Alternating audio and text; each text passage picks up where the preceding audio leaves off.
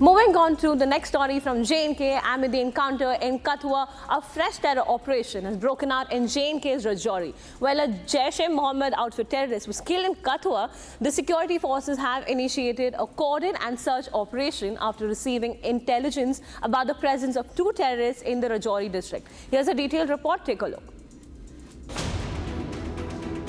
A terrorist believed to be linked to the Pakistan-based Jaish-e-Mohammed outfit was killed in a remote village of Kathua district. However, a head constable of J&K police was martyred and a deputy superintendent of police and an assistant sub-inspector were injured in the gunfire.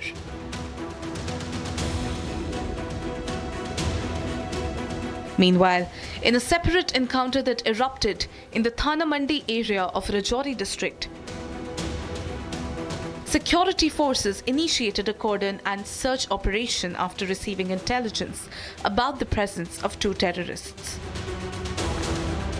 Sources indicate that terrorists were planning an attack around the time of the upcoming polls in Kathua.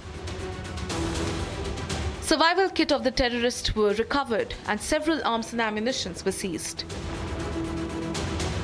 Earlier in the day, authorities discovered a live hand grenade on the banks of a stream in the region, which was subsequently detonated by experts in a controlled explosion.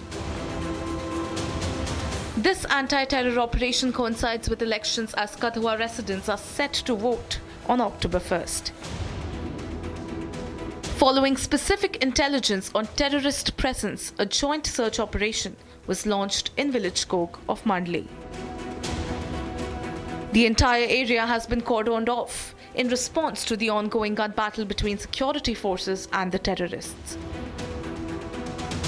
Reports also suggests the two terrorists were hit during a rocket launcher assault by special forces in Kathua. Security forces have neutralized one terrorist of Jaish-e-Mohammed in the Bilawar encounter, wherein one braveheart of the Jammu and Kashmir police, Head Constable Bashir Ahmed, also made the supreme sacrifice. The terrorists were holed up in the area since last evening and they were firing at the security forces. But the security forces, despite the sacrifice of the braveheart of the Jammu and Kashmir police and two injuries to the Deputy SP and the Assistant Sub-Inspector, they ensured that the Pakistani terrorists do not escape, and one of the Pakistani terrorists has been neutralized by the security forces.